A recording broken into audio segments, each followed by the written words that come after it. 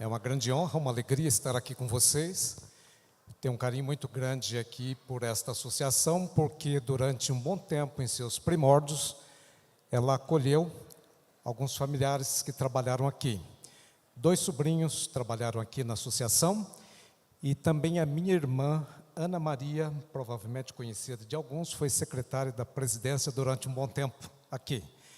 E, além disso, alguns amigos muito queridos foram aqui da Vila Matilde para Tatuí, onde está a CPB, Casa Publicadora Brasileira, e é uma família maravilhosa. E na entrada aqui eu encontrei o Dr. Marcos Henrique, que se casou com uma filha do irmão Aristides, que é daqui de Vila Matilde, e ele está acompanhando a doutora Damares, que está aqui nessa tarde também. Eu até disse para ela, vou falar de um assunto um pouquinho complicado, talvez você devesse falar, mas não disse qual era o assunto é esse, doutora Damares, política. Vamos ver então o que nós temos para falar de política nessa tarde. O título da mensagem, ou desta palestra, então, a política da igreja entre a polarização e a indiferença. Isso foi mais ou menos proposital, esse título. Vamos ver se funciona aqui. E eu começo contando algo pessoal. Eu nasci num município perdido do sul de Minas Gerais, aí um pouco para frente de Poços de Caldas. Poços de Caldas faz parte da Grande Campestre, e a Grande Campestre faz parte do Grande Rio do Peixe. E eu nasci numa pequena fazenda, num sítio ali. Esse grupo que está aí é um pouquinho da nossa família, uma família bem numerosa. E foi nessa casa que aparece um pouco onde eu cresci. E depois de algum tempo ali, eu resolvi que gostaria de ser presidente do Brasil. Não sonhava tão alto assim, mas mais ou menos. Queria ser apenas presidente do Brasil. E o que me inspirou naquele tempo foi uma declaração de Ellen White, que está aqui, vocês certamente conhecem, em 1884, no nosso colégio em Battle Creek, lá no estado do Michigan, não tão longe lá da Universidade de Andrews. Ela fez uma declaração para os jovens, e ela disse: querida juventude, qual é o alvo e o propósito de sua vida? Vocês têm a ambição de educar-se para poder ter nome e posição no mundo? Têm pensamentos que não ousam expressar, de poder um dia alcançar as alturas da grandeza intelectual, de poder assentar-se em conselhos deliberativos e legislativos, cooperando na elaboração de leis para a nação? Nada há de errado nessas aspirações. Embora a gente morasse na roça, nós tínhamos um acervo de materiais da Casa Publicadora lá. E isso foi formando o nosso pensamento. E não sei se o pastor Maurício, uma alegria vê-lo aqui, pastor Maurício, se conhece lá a nossa região no Rio do Peixe, mas a nora do pastor Maurício é minha sobrinha, e a família, minha irmã, saiu dali daquela região também. E tivemos algumas pessoas que saíram então daquele lugar. E essa literatura ia formando o nosso pensamento, a nossa cabeça. Mas depois eu comecei a pensar que talvez fosse bom não ser presidente da República do Brasil. E já naquela época, eu achava que ser um presidente seria a oportunidade de fazer o bem, fazer justiça, ajudar a população, fazer uma revolução do bem, cuidar da natureza. Eu gostava das árvores, das coisas por lá das matas. Parece que já tinha alguma consciência política naquele momento. E depois, ao longo do tempo, eu fui encontrando com algumas situações de política. Primeiro, havia 2 partidos que tinham ali na região de Campestre uma polarização imensa. Era chamado de partido de cima e partido de baixo. Naquele tempo eram 2 partidos ainda ligados com esses 2 partidos mais antigos que tinham aqui no Brasil. Interessante que ambos os partidos cortejavam um pouco o meu pai, que se dava muito bem com todos eles ali, Não por ser mineiro, não é que ele ficasse em cima do muro, mas ele não entrava nessa política, e por isso ele era bem querido por todos os membros desses partidos. E eu observava aquilo ali, tinha alguns conhecidos que faziam parte da política, e depois, ao longo do tempo, sem querer, algumas situações políticas foram se apresentando. Uma vez eu escrevi um artigo, antes de ir para a CPB ainda, eu estava trabalhando num distrito, lá em Minas, e esse artigo foi parar na Câmara dos Deputados. Foi na revista, creio que Sinais dos Tempos, e um deputado gostou do artigo, que era de um problema social que na época estava sendo falado, que é pornografia, e o pessoal da CPB me encomendou esse artigo, você poderia escrever, eu escrevi. E ele acabou mencionando esse artigo e fez um discurso em torno desse assunto. Depois, uma outra vez, preparei uma revista, a Câmara de uma cidade do interior de São Paulo acabou fazendo uma moção, me mandou lá um certificado por ter tratado de um assunto, uma revista preparada para a igreja. Em 1992, eu acabei indo para a chamada Eco 92, ou a Rio 92, lá no Rio de Janeiro. E estive ali, conheci algumas pessoas, um candidato, eterno candidato na época, acabou aparecendo onde estava, o deputado Fábio Feldman tinha me dado um livro, e ele acabou pegando o meu livro e deu para um outro personagem político brasileiro que chegou lá, e nunca mais eu recebi, portanto, esse candidato que acabou se tornando presidente da República depois, está me devendo um livro que ele levou embora o livro, né? E depois tive mais algumas situações relacionadas aí com política, mas nunca me aproximando muito de política. E, finalmente, quando meu pai, que viveu até os 94 anos, ele morreu em 2011, a Câmara Municipal da cidade acabou mandando uma mensagem de condolência ali para a família, uma moção de condolência. Eles deram o nome para uma ponte lá na roça, com o nome dele, e mandaram uma carta ali de pesares, elogiando meu pai, mas um detalhe que me chamou a atenção. Nessa carta aparecia ali uma menção de que a justificativa, entre outras coisas, entre os trabalhos sociais que ele fazia ali, outras coisas, uma coisa era importante ali, justificando essa moção. É o fato de que ele tinha pertencido àquela casa, ocupando uma cadeira lá. Eu fiquei pensando, mas como? Eu não sabia disso aqui.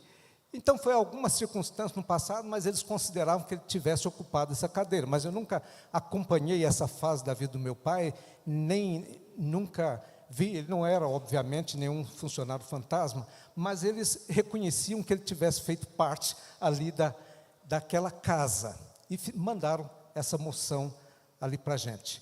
E eu fiquei pensando que isso é um pequeno símbolo, às vezes, da nossa interação com política, às vezes sem saber. Porque tudo aquilo que a gente faz, num contexto público, tem uma certa conotação política. Mas eu pergunto para vocês, para a gente começar aqui, o que a Bíblia diz sobre política e o modo de viver dos cristãos? Será que é possível ser adventista e político? Por gentileza, não escuta essa parte, doutora Damares. Que tipo de candidato merece o nosso voto? Qual era o pensamento de Ellen White e dos pioneiros da igreja? O que a visão escatológica bíblica tem que ver com a política?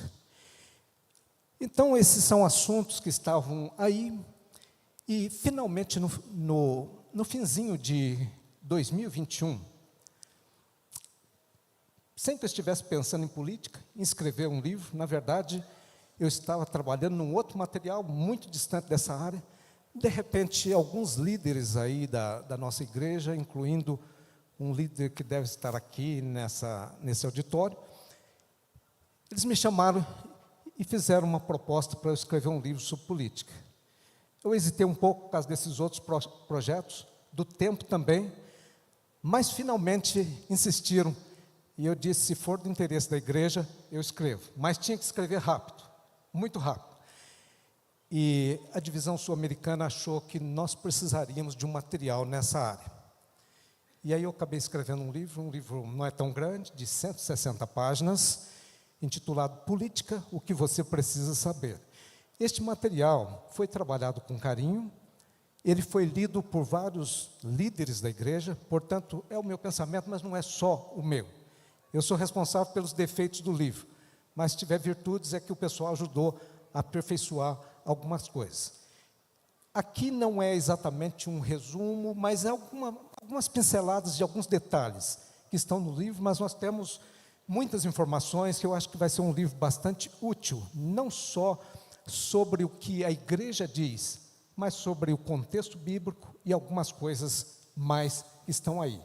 Conforme o pastor Piazza disse, o livro deve ficar pronto aí na semana que vem ou nos próximos dias. E aí vocês terão acesso. Muito obrigado. Muito obrigado.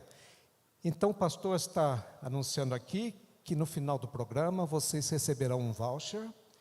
Está aqui a capa do livro e vocês poderão receber esse livro, depois solicitar para o seu pastor, posteriormente, quando ele chegar aqui. Está bem? Ok, obrigado. Vou voltar aqui em Vila Matilde para reclamar o meu livro aqui depois, né? Está bom, motivo para vir. Então, neste livro, nós tratamos de algumas coisas. A introdução, eu falo de ilusões políticas, a invenção da política, dá um panorama aí do que é política, depois a política na Bíblia, a visão adventista, a teologia do poder, é uma área bastante interessante, a política da religião, é um cenário do que está acontecendo no mundo hoje, a batalha dos impérios, uma noção um pouco mais ampla de política, para a gente não ficar apenas nesse nível mais localizado, mas a visão adventista macro. E, finalmente, resolvemos incluir um capítulo sobre a filosofia da história, porque a Ellen White ela tem alguns aspectos bastante interessantes, ligando a história, a trajetória das nações e a filosofia da história. Portanto, o pensamento adventista não é um pensamento local, de uma cidade, de um bairro, de um estado apenas. Ela vê essa questão política de uma perspectiva mais ampla. E aí, na conclusão, nós vamos lá com esse título, A Política dos Sonhos. O que é política? Vocês certamente conhecem muitas cidades cujo nome começa aí com, ou tem no meio da palavra, poli, como Anápolis, Cosmópolis, Divinópolis, Florianópolis, Petrópolis, Persépolis, Acrópole, que é a cidade alta, Megalópole, uma grande cidade. É porque essa palavra que está em política também, vem dessa palavra. Política está relacionado com cidade. É a arte de administrar muito bem a cidade. Política, eu pus uma definiçãozinha embaixo aí, é a arte de gerenciar a tensão entre o caos e a ordem, as necessidades e os recursos, o individual e o coletivo, o poder e a impotência, a segurança e a liberdade, o presente e o futuro. Política é isso. Política é fazer o melhor para a coletividade. E ao longo do tempo nós tivemos alguns desenvolvimentos. Eu não vim aqui para falar de política nesse sentido mais secular, mas eu quero dar só uma pincelada nesse aspecto. Aristóteles, que foi um pensador aí que viveu de 384 a 322, ele escreveu que o ser humano é um animal político, por natureza, ou cívico, que ele está sempre envolvido. Ele descobriu que viver em comunidade é melhor do que viver sozinho. E viver em comunidade, em grupo, precisa de uma ordem. Nós estamos aqui no mundo hoje chegando a 8 bilhões de pessoas. Imagine com essa população toda, com interesses de todos os tipos. Se a gente não tivesse um governo, uma ordem, seria o caos total, não é verdade? Com tantas leis, nós temos aí milhões de leis, e todos os dias leis são votadas de todos os tipos. Mesmo assim, a gente já enfrenta situações de caos. Se não tivéssemos, então, seria muito pior. Eu só estou mencionando alguns autores que deram contribuições importantes para essa área da política. Políbio, que escreveu Histórias, é um autor bastante interessante. Ele disse que nós devemos valorizar uma constituição. uma ordem, um documento que serve de regulação para a humanidade, para o ser humano, para os políticos. E ele também, defendia a ideia de um governo misto, em que existe controle mútuo, o que veio a ser chamado de equilíbrio de forças. Esse equilíbrio de forças, de pesos e contrapesos na política, eu acho fundamental. Porque quando entra um presidente que tem muita força, se ele for fazer só o que ele quer, a gente pode ir para um caminho errado. Então, com esse equilíbrio de pesos aí, pelo menos nós temos essa balança aí para tentar manter as coisas, porque a própria Bíblia diz que na sabedoria, ou na multidão dos conselhos, existe sabedoria. Depois nós temos um pensador francês chamado Montesquieu. Ele desenvolveu uma teoria, escreveu o livro O Espírito das Leis, uma teoria da separação dos poderes executivo, legislativo e judiciário, em que o próprio poder controla o poder. Isso também foi nessa direção de equilíbrio de forças. Aí depois nós tivemos um pensador muito importante que, durante um período, acabou arrastando uma grande parte do mundo, especialmente na Europa do Leste, no leste europeu, e também numa parte da Ásia, e alguns lugares aqui da América, né, que é Karl Marx, e ele dizia que o sonho de uma sociedade deve ser no sentido de um comunismo total, sem o Estado. Em outras palavras, ele queria um Estado, uma sociedade estatal sem o Estado, o que poderia ser conseguido pela revolução da classe trabalhadora. E isso aqui dominou uma boa parte do mundo. Depois, nós tivemos aí, lá no tempo de Aristóteles, também algumas formas, alguns regimes de governo, como democracia, ditadura, um regime totalitário, a república, e isso tudo, a palavra república também é uma tradução de uma palavra grega, politeia, que tem esse sentido de constituição e de república também. Esse livro traduzido de Aristóteles, intitulado A República, no original é politeia o nome dele. Aristocracia, que é o governo de poucos, monarquia, que é o governo de um, e nós temos anarquia, que é uma tentativa de um desgoverno de muitos aí, né? Mas, nos últimos anos, nas últimas décadas, ou quase que séculos já, o que predominou mais no mundo é a ideia da democracia, que é o governo do povo, para o povo exercendo o seu poder. Essa foi uma invenção dos gregos, basicamente, mas não é uma invenção que era aceita por todo mundo, não. Na época, a ideia de democracia era uma revolução total. Imagine agora, naquele tempo lá de reis poderosos, fortes, que dominavam o mundo, que faziam, que dava na cabeça, de repente vem um grupo de gente falar, olha, agora nós vamos governar através do povo aqui, nós vamos escolher pessoas aqui, através de uma democracia direta, e na Grécia Antiga a democracia era até mais direta do que hoje. Somente escravos não podiam participar desse regime, e mulheres de uma maneira muito limitada. Isso acabou dando origem também a esse mito daquelas mulheres poderosas, amazonas, outras coisas, porque as mulheres também tinham um espaço mais limitado ali. Mas a ideia da democracia grega que veio ali era uma revolução muito grande. Os romanos, alguns deles não receberam, criticavam. Tem um autor que fez um estudo nessa área, ele diz, citando ali, que para alguns romanos, eles achavam essas ideias malucas desses gregos, não podemos aceitar isso aqui. Mas a democracia, então, veio, e este autor, ou dois autores aqui, dizem que a democracia se baseia em sentimentos e emoções, sentimentos de pertencimento, uma identidade compartilhada, empoderamento, sentimento de que se tem influência sobre os valores e políticas de governo, e de representação, sentimentos de que se pode falar e ser ouvido.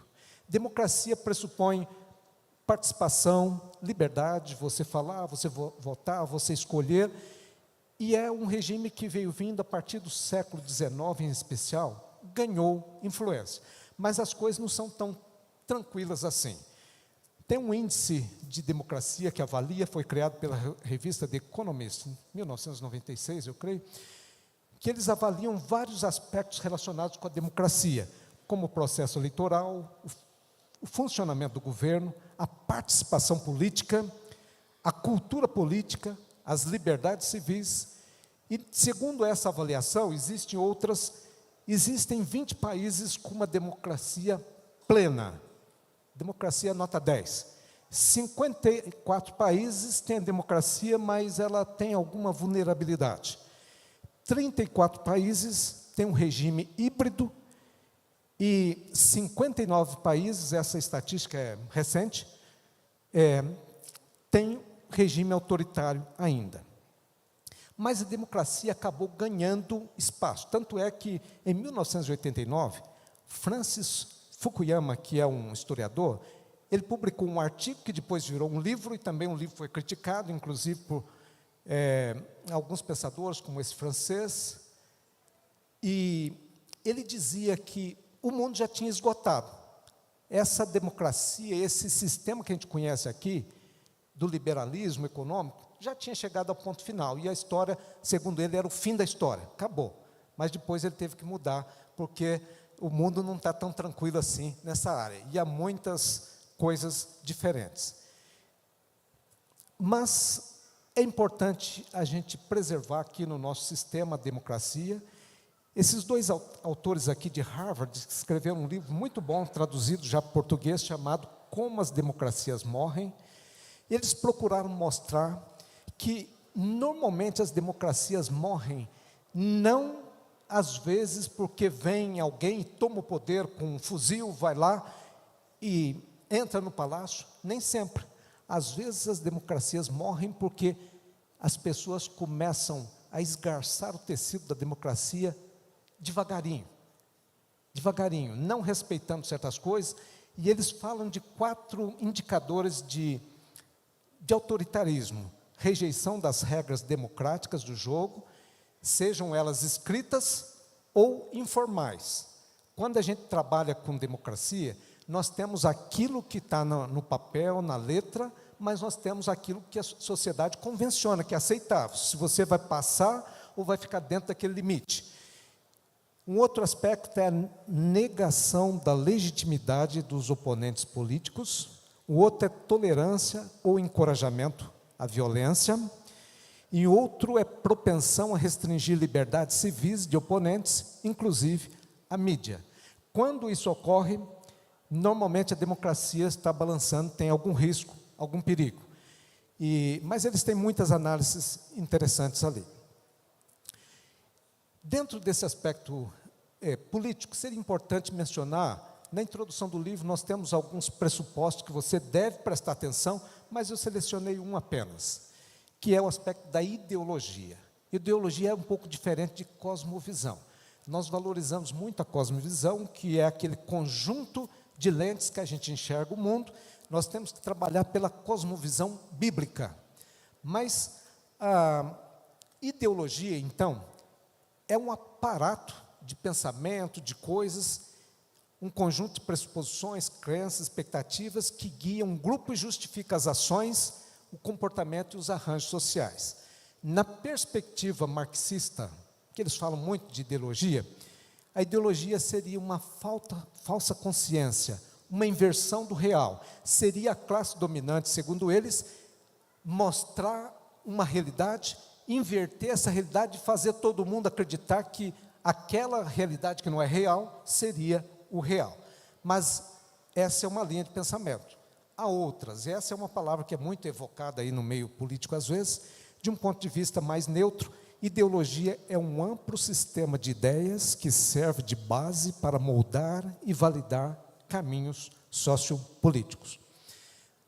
É um conceito bastante conhecido, essa ideia de direita e esquerda, mas vale a pena mencionar rapidamente. Isso surgiu lá no passado, na França, na época da Revolução Francesa, e o grupo favorável ao rei ficava de um lado e o grupo contrário de outro.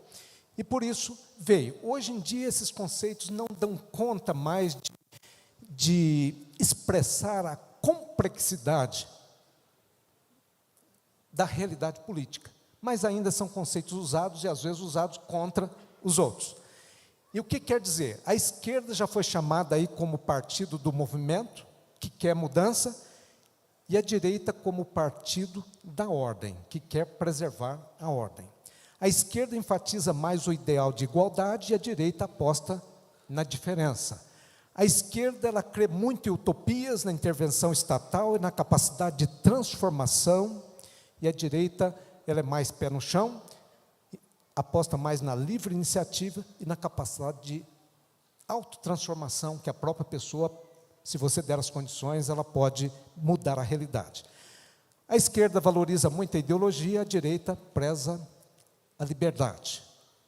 Isso são valores importantes. A esquerda congrega socialistas, social-democratas e ambientalistas, geralmente, e a direita vai mais na linha de neoliberais, capitalistas, empresários. Mas a identificação que mais separa esse conceito de direita e esquerda é, normalmente, a questão de classes. A direita está mais associada com classes mais baixas e procura lutar por essas classes, enquanto a direita está mais associada aí com classes mais altas e ela procura criar condições mais macro para ajudar as pessoas e a sociedade como um todo. Então, são visões de mundo diferentes e, por isso, a gente tem muita polarização. Muito bem, estes conceitos de direita, de esquerda, de ideologia, eles podem ser muito perigosos na sociedade, quando são levados a extremos. E nós temos alguns exemplos terríveis de ambos os lados, tanto da direita quanto da esquerda. Este autor aqui, ele foi levado,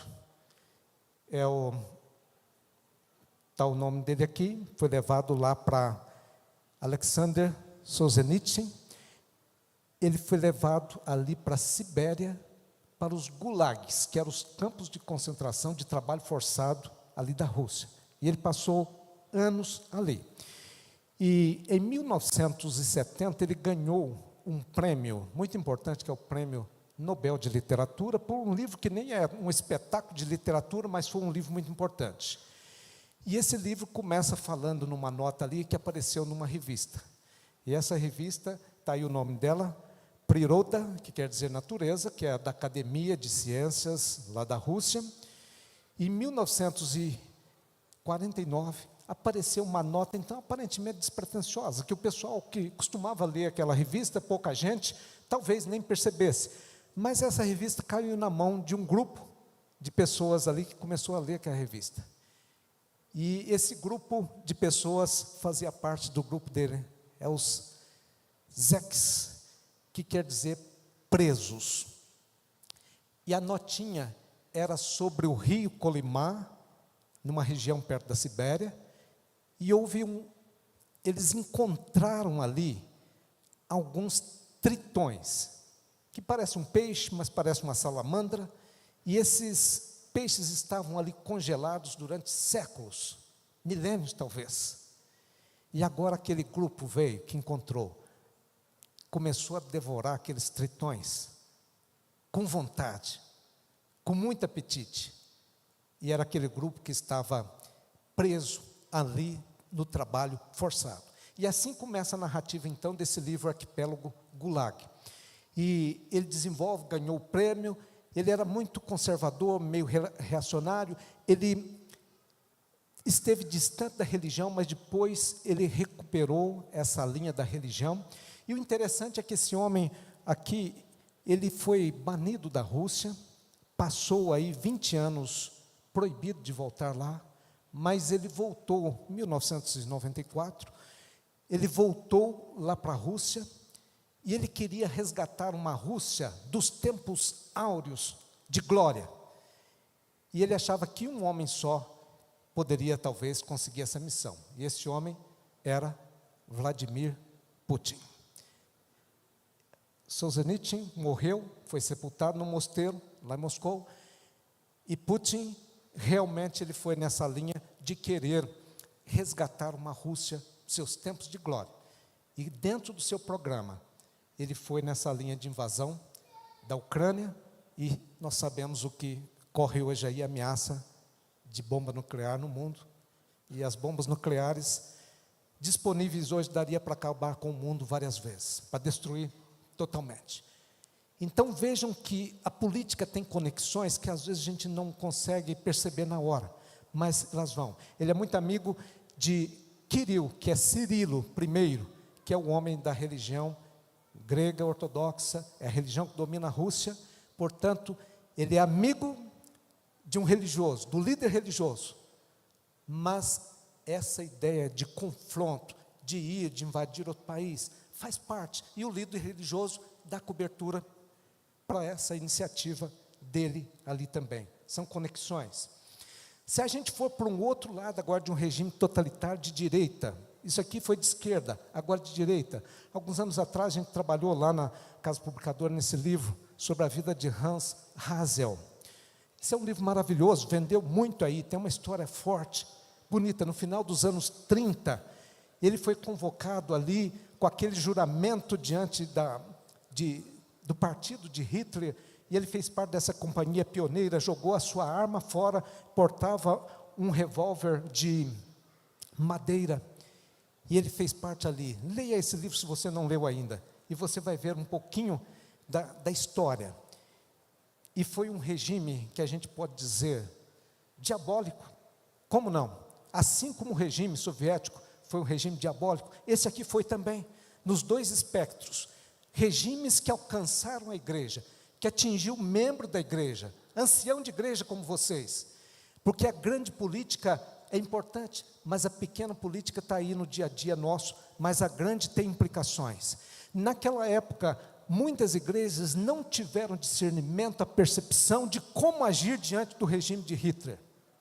Não era fácil, às vezes, saber como se posicionar diante de certas coisas. Mas alguns teólogos tiveram essa percepção. Um deles foi esse aqui, Karl Barth, um teólogo neo-calvinista. Ele escreveu uma declaração de Barmen, juntamente com alguns outros, mas essa declaração dizia: a igreja deve obediência suprema e exclusiva ao Senhor Jesus Cristo e ao Evangelho, rejeitando outros acontecimentos e poderes, personagens e verdades como fontes de sua pregação e revelação divina. A igreja não deve assumir a autoridade e as dignidades do Estado, mas o Estado também não deve usurpar o papel e a missão da igreja. Então ele se posicionou. Este outro, aqui o italiano de origem judaica, Primo Levi, ele foi levado também como prisioneiro para Auschwitz. Chegando lá, eles tatuaram ali no braço dele esse número que está aí, e num determinado momento ele ficou com sede, viu um pingente de gelo ali na janela, e ele foi lá para quebrar, para colocar aquele pingente de gelo na mão. Ele estava dentro da área ali dos presos, e de repente um guarda grandalhão do nazismo chegou ali com a sua insígnia, arrancou aquele pedacinho de gelo da mão dele, e não deixou ele colocar o pedaço de gelo. Com seu alemão mal falado ali, macarrônico, meio italiano, né? Ele perguntou essa palavra aí, warum, por quê? E aí a resposta foi, essa resposta em alemão, que traduzido é: aqui não tem porquê. Regimes autoritários não dão liberdade, não permite você perguntar por quê. Isso aconteceu ali. Eu poderia contar outras histórias, mas o tempo está... Isso aqui, será que está correto esse... Tá? Não sei, talvez, será que você não bateu a mão e adiantou, acelerou um pouco? Não? Mas, meus amigos, eu vou ter que acelerar então, mas a polarização hoje no Brasil é muito complicada. A polarização no mundo é muito complicada, mas tem uma coisa mais grave do que a polarização no mundo, é o fato dela estar chegando dentro da igreja, das igrejas evangélicas, das igrejas protestantes, que acreditam em separação de igreja e Estado, e infelizmente da igreja adventista também. Isso está ocorrendo. Eu poderia citar vários casos aqui, mas esses autores dizem que a polarização resulta do entrelaçamento de identidades como uma posição política que é impulsionada por um conjunto de valores normativos sobre como as coisas deveriam ser. Cada lado desenvolve a crença de que está irrefutavelmente correto e, portanto, os detratores estão irrefutavelmente errados. O investimento emocional no seu lado, nos seus amigos, no seu partido, torna-se mais forte do que qualquer investimento em preocupações mais amplas relacionadas à democracia. Lá nos Estados Unidos, notem essa estatística aqui, que é uma nação cristã. Em 1960, na década de 60, 4% dos democratas e 5% dos republicanos ficariam descontentes se um filho ou uma filha se casasse com alguém identificado com o outro partido. Em 2010, os números indicaram que 33% dos democratas e 49% dos republicanos ficariam infelizes com um casamento assim. Note que os números aumentaram e a intensidade do sentimento também. Agora, em 2016, 49% dos republicanos e 55% dos democratas revelaram que o outro partido é perigoso e dá medo. Portanto, a polarização está se intensificando. Aqui no Brasil, uma pesquisa recente mostrou aí, desse Instituto Locomotiva, que 8 em cada 10 brasileiros acham que a sociedade brasileira está muito polarizada. E 7 em 10 disseram que não conseguem dialogar bem com pessoas que têm posições políticas contrárias. Será que isso só ocorre aí no mundo aí fora, ou ocorre dentro da igreja também? É bom pensar. Quando nós misturamos religião e política, não é só a política que é afetada, a religião também é afetada. A sua identidade religiosa é afetada quando você mistura a sua identidade religiosa com política. Esse aqui é um livro que trata especificamente deste assunto. Se a gente olhar aí para o comunismo se comportava exatamente, mostra alguns estudos, como uma religião. O comunismo era uma religião. E esse é um ponto muito complicado de um regime totalitário, agora ligado com a esquerda. O comunismo lembra uma ordem religiosa, tem sua própria doutrina, ele defende dogmas, tem um centro de treinamento, antigamente era Moscou, exige a iniciação dos discípulos, pune os hereges, institui uma comunidade, tem uma maneira especial de chamar as pessoas, de companheiro, tem um calendário litúrgico, ele ambiciona criar uma nova humanidade. Para eles, literalmente, das pessoas identificadas, eles teriam condições de criar o céu na terra, só que não através dos poderes celestiais, mas através do próprio poder humano. Essa é uma expressão deles, céu na terra.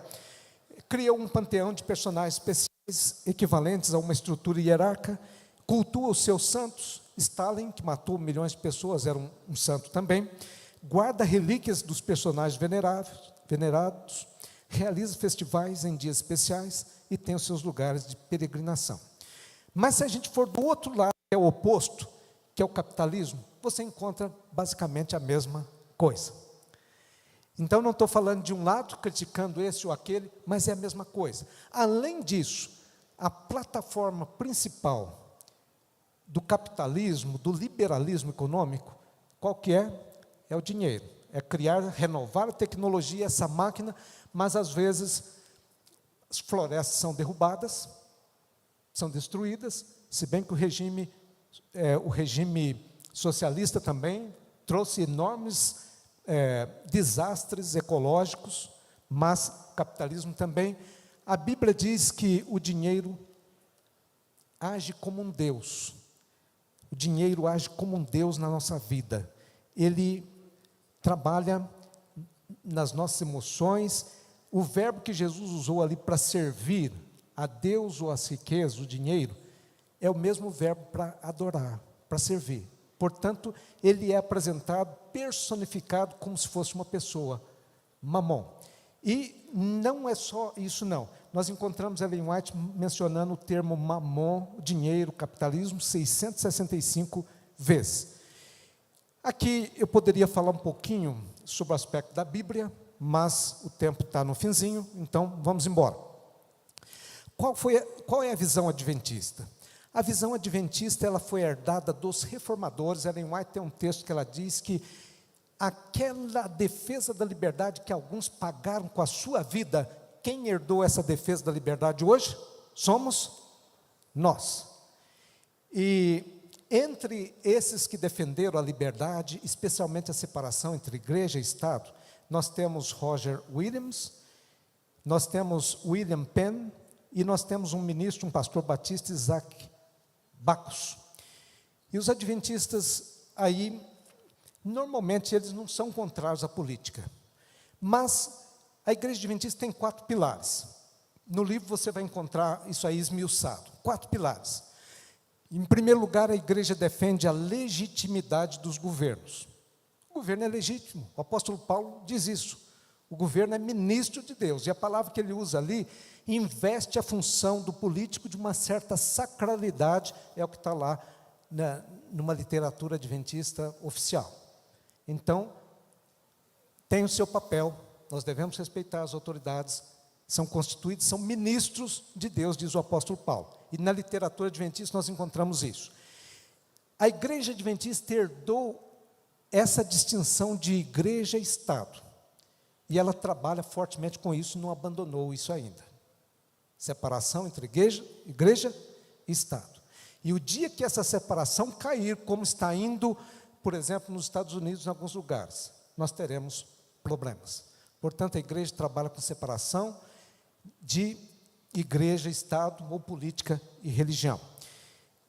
A igreja defende a liberdade religiosa. Há pouco tempo a doutora Damares esteve lá, recebeu um troféu ali, uma homenagem, também por ter envolvido nessa área de defesa da liberdade religiosa, não só para nós, mas para todos. E a posição da igreja é a partidária. E aí você poderia perguntar, e aquelas declarações de Ellen White que falam aí que nós não devemos, a gente não deve nem se aproximar da política. Como conciliar? Ellen White tem 2 conjuntos de declarações. Uma delas, como aquela que eu mencionei no comecinho, ela diz que a gente pode aspirar a fazer parte, participar, mas tem declarações dela que são bastante interessantes, como essa aqui: os filhos de Deus têm de se separar da política de toda associação com os incrédulos. Não devem ligar seus interesses aos interesses do mundo. Esse livro, Obreiros Evangélicos, tem uma seção ali sobre política. Mas ela tem outras declarações que ela não vê problema. Agora, se você é funcionário da igreja, se você é pastor da igreja, a posição da igreja adventista, de Ellen White, é: se você quer participar da igreja, você é funcionário, entregue a sua credencial. Isso não mudou até hoje. Portanto, se você estiver relacionado com a igreja, seja um professor, qualquer coisa, você não deveria ser candidato. Agora, se você quiser, a igreja dá essa liberdade. Mas ela diz também: não faça campanha dentro da igreja, não vá no púlpito, e tem uma série de determinações aí no nosso documento, que você vai encontrar isso no livro ali também. E Ellen White agora tem essa perspectiva mais ampla, que é muito forte nos escritos dela. Ela diz, por exemplo, a união da igreja com o Estado, não importa quão fraca seja, embora pareça aproximar o mundo da igreja, na realidade apenas leva a igreja para mais perto do mundo. Então a posição nossa é um pouco crítica, não da política em si, que reconhecemos seu papel, a importância, especialmente de políticos honestos que defendem bandeiras identificadas com a gente, na área de saúde, na área de temperança, da liberdade religiosa, também da família, a identidade da família segundo os padrões bíblicos, uma série de coisas. Achamos que precisamos de gente para fazer esse trabalho, e deveríamos votar em pessoas alinhadas com aquilo que a gente acredita também. Mas, então, tem esses detalhes. Agora,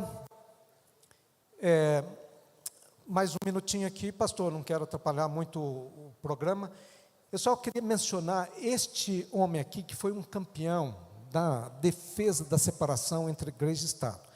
Em 1888, ele participou ali de uma audição no Senado dos Estados Unidos, porque tinha uma lei dominical que estava vindo ali contra os guardadores do sábado. Era uma lei bastante estranha, estúpida, para dizer o mínimo. Mas essa lei viria contra os adventistas, e ele foi lá.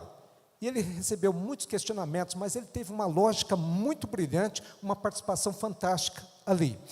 E tinha na mesma época essa União Feminina da Temperança, que queria instituir uma teocracia aqui na terra, e Jesus deveria ser proclamado como o rei aqui da terra. E ele falou, aí questionaram ele, mas por que Jesus? Não é bom que Jesus seja o rei? Ele respondeu, Jesus disse, o meu reino não é deste mundo. E tem várias coisas interessantes, mas tem uma das histórias que ele usou ali na sua defesa, foi a história de um homem, jovem ainda, que tinha ido lá para o Arkansas, ou Arkansas, como dizem os americanos, e para eles era a terra da promessa, juntamente com a sua esposa, e depois o rapaz teve que sair. E o rapaz enfrentou problemas por trabalhar no domingo, acabou sendo preso. E aí ficou a esposa e o filhinho pequeno. E de repente, o filhinho foi definhando, e ele acabou morrendo. E a esposa ficava naquele dilema, será que ele vem? Ele não vai vir. E ela ficou doente. E quando ele chegou, o pessoal estava levando um caixão, fizeram o sepultamento. E diz o relato aqui, que foi um relato usado dramaticamente por um senador também, opositor aí da junção de igreja e Estado, de leis dominicais. Aí ele chegou, viu aquilo ali, e o nosso amigo Jones, ele relata dizendo que não foi preciso de ninguém dizer mais nada. Aquele rapaz já percebeu o que tinha acontecido. E quando ele chegou lá, o pessoal sepultou a esposa dele, foi embora, e a esposa tinha ficado tão traumatizada com aquela situação, que o rapaz que tinha saído da prisão, então, perdeu o filhinho, a filha, por causa dessa questão do sábado, ele foi lá, abraçou os 2 montes de terra ali, como ele pôde, para o seu coração não explodir, ele caiu em lágrimas, e a partir daquele momento, ele abandonou o Estado para sempre, para não mais voltar. Naquela época, no sul dos Estados Unidos, havia muitas leis dominicais ali. Dos 538 membros adventistas no país, mais de 100 deles foram presos nos próximos 11 anos. E este é o cenário que nos enfrenta, que nos aguarda no futuro. E não dá tempo de entrar nessa parte aqui, mas Ellen White, ela trabalha então um pouco com essa questão aí de filosofia da história, e trabalha também com esse cenário de leis dominicais, que tem que ver com política de grande alcance. Meus amigos, política então é uma coisa que tem que ver com a nossa vida no dia a dia, mas tem que ver com a sociedade, e todos nós estamos envolvidos de alguma maneira. Eu dei uma pincelada rapidamente, mas eu creio que no material, no livro, você vai encontrar outras histórias interessantes, mas vai encontrar conceitos bem delineados ali para mostrar a posição adventista. Muito obrigado pelo convite para estar aqui com vocês. Deus abençoe vocês. Oremos também pelas autoridades constituídas, pelos políticos. Este é um ano de muita polarização que está vindo pela frente aí. Um observador estrangeiro vendo a situação no Brasil, ele disse: o Brasil está indo para um caminho de polarização muito complicado. E certamente neste ano de política, nós já tivemos na outra eleição uma quase morte aí de um candidato por causa de uma facada. Esse ano já teve tiro e outras coisas mais que vêm por aí, né? Mas como adventistas, nós estamos aqui não para polarizar, nós estamos aqui para proclamar o Evangelho da paz, para unir a humanidade a Deus. Um dos motivos que Ellen White, os pioneiros, alertavam quanto ao assunto da política, é que a nossa cidadania é do céu. Nós somos cidadãos do céu. Você não é um cidadão da terra aguardando pelo céu. Você já é um cidadão do céu, ainda vivendo aqui na terra por um propósito. Não foi isso que o apóstolo Paulo diz? Em Cristo Jesus nós estamos assentados nos lugares celestiais. E Deus tem um propósito para nós ainda aqui na terra. Que Deus abençoe.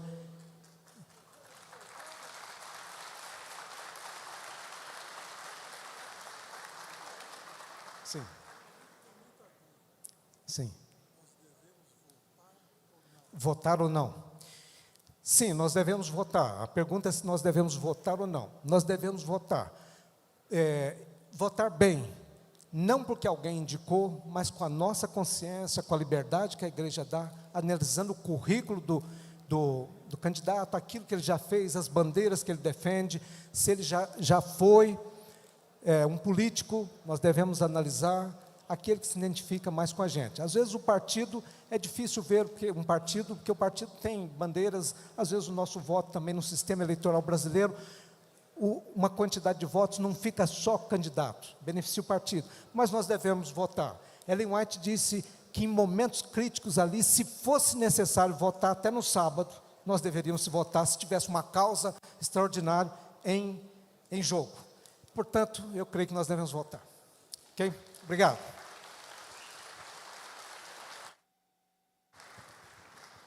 Nós devemos gratidão aqui, pastor Marcos de Benedicto, muito obrigado. Amigos, só uma breve fala.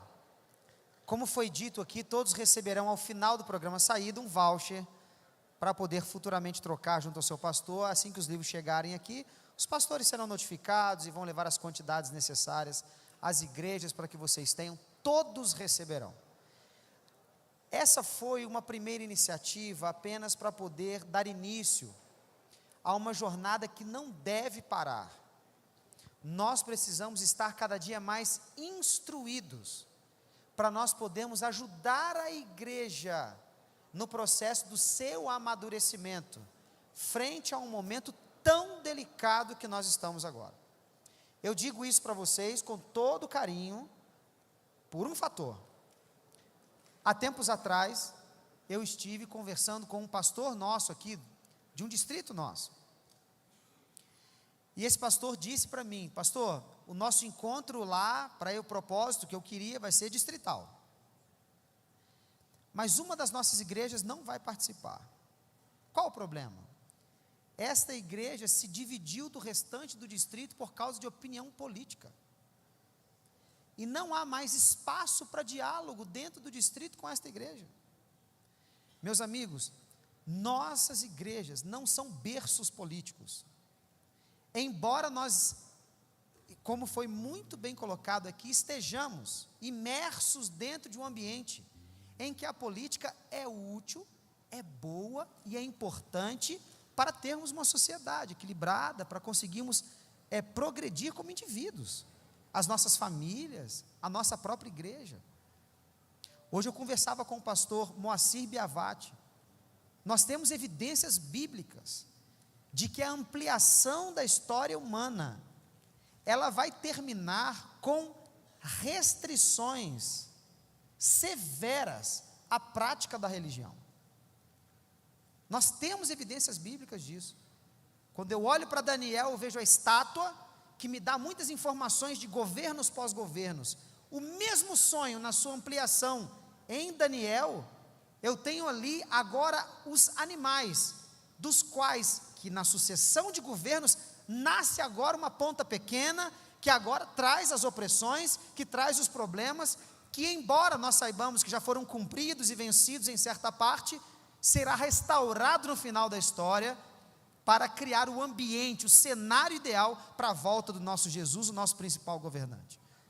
Amigos, nós precisamos hoje, conforme a pergunta que foi colocada, exercer o nosso papel de cidadão, nos preparando para exercer ali a cidadania, o voto, e fazermos isso como um direito de cada um de nós. Com um detalhe: nós sabemos que, como foi colocado aqui, o governo vindouro é o melhor, é o que trará paz, justiça, segurança, educação, 100%, onde não haverá nenhum tipo de mancha, porque o pecado lá não existirá. E é desse governo que nós fazemos parte, e é esse governo que viemos celebrar, o de Cristo Jesus. Então que Deus abençoe a todos vocês e louvemos ao Senhor. Obrigado, Projetarte, mais uma vez.